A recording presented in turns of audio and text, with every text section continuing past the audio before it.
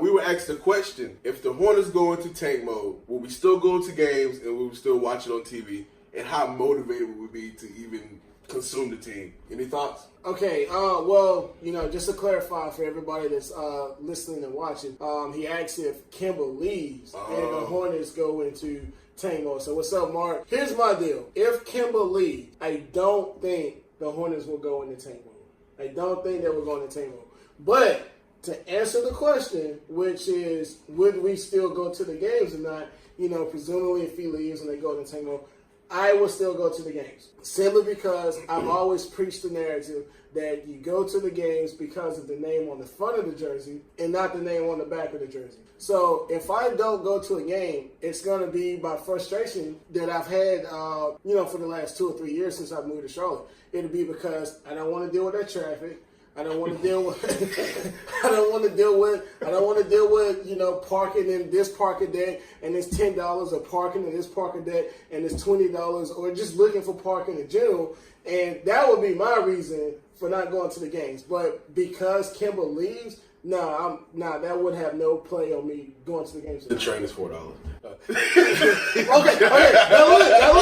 Now listen. You mentioned. I mean, it's right by your house. The train is $4. It's right by your house. But see, now here's the deal. I am a proud masculine male, right? But I do have some other qualities. When I'm driving to the game or when I'm going downtown, like I'm doing things that I can't bring with me on. Like I'm combing my beard, I'm picking my beard. Why can't you do it on the train? I'm not gonna because if I do it on the train, now I gotta take my pick to the game. And I don't want to have all that stuff with me. So, like, when I'm picking my beard out and then I got my mouthwash before I go, like, all that stuff stays in my mouth. When I'm brushing, no, it's not. That's why I it's not. So, like, I be grooming and whatnot. And then, like, let's say I don't eat. We all know that the food at the Spectrum Center is like $100 for, like, 4 Bojangles chicken strips or whatnot. So, like, if I get C rating, too. So, if I get something to eat,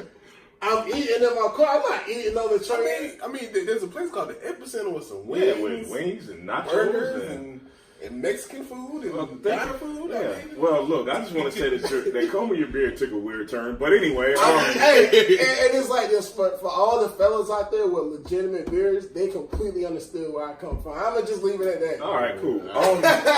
Getting back on track here. I'll say this, man. I sat through 7 and 59. It don't get worse than that.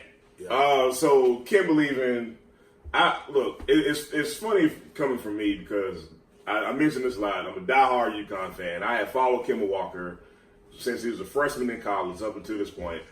It's going to be, needless to say, it's going to be hard for me to see him leave.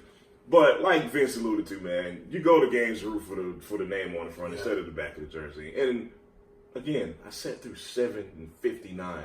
If I can sit through that, I can sit through anything. And as far as Hornets going into tank mode, I disagree with you slightly. The Hornets will have no choice to go into tank mode because that roster is not going to be sufficient enough to not tank. So by default, that team will go into tank mode. Okay. So now by default, the team goes into tank mode because we lose our cornerstone piece, all that good stuff. But when I hear something like, "Do you think the Hornets will tank?"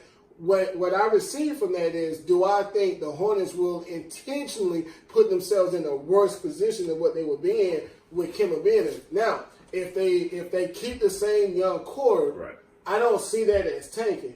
If they get rid of some of those bad contracts, I don't see that as tanking. Now, if they start getting rid of Malik Monk, if they get rid of Graham, if they get rid of Bacon and Bridges, while they unload those bags, I would see that as tanking. No, that's clearly tanking. Because don't look, man. Those young guys to me are just, you don't mess with them. And I don't think they do that. Right, I don't think they will do that. I totally agree with that. Now, Rodney, I know the tank conversation is something that's real personal to you. So I'm gonna let you get a little bit of shine in this too. I know you're the moderator, but I'm gonna try and bring you into this conversation. So what do you think? What do you think? I think the Hornets would intentionally go into tank mode. You intentionally think they're going to do away with Bridges, Monk, Bacon? No, I mean the greatest player of all time. To me, playing Monk is tanking. Whoa. But I mean, Okay. I'm being real with you. I'm being real with you. Playing Monk is taking. I mean, he's a net negative on the floor, and then they would intentionally play Batum. They would intentionally play Batum to try to eke out any value they have of Batum. Now let me ask you this. I'm telling you, okay. that would happen. So if Kemba leaves, how good or bad do you see this team? Wins wise. Just give me a number. We finished the season at 39. Yeah. 17. 17. Yikes. 17 wins. Okay, so 17 wins. So obviously we ain't doing that. Right. Okay. So do you agree, yes or no, that Malik Monk is a good player right now? No. Okay. So Malik's not a good player, and you see us winning 17, 18 games or whatnot. By playing Monk, because the season is a loss already, what if that's just him getting some experience and some growth and some development against legitimate NBA talent? I mean, it's me personally. I was never a fan of Monk. I mean, Okay. I hate to say I'm a part of the Monk haters club. I mean, I couldn't tell. You know. But honestly, as a Hornets fan, I want him to succeed. I just haven't seen enough for me to believe in him at this point. As soon as Monk becomes a 45% shooter, scoring 17, 18 points a game, I'm with my pom-poms like our friend Shai would say in the background, go Malik. But I mean, I have not seen any like real growth. Like that's just like I'm looking at Bridges play. I'm looking at Graham play. I'm looking at Bacon play. You obviously see the growth within those guys.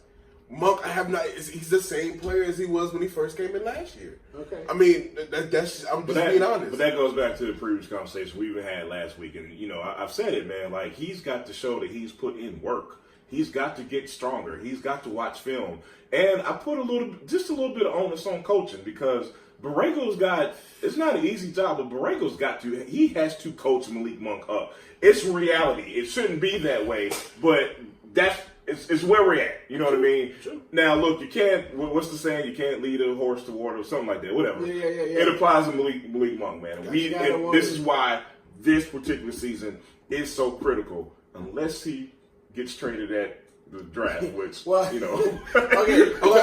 Okay. Okay.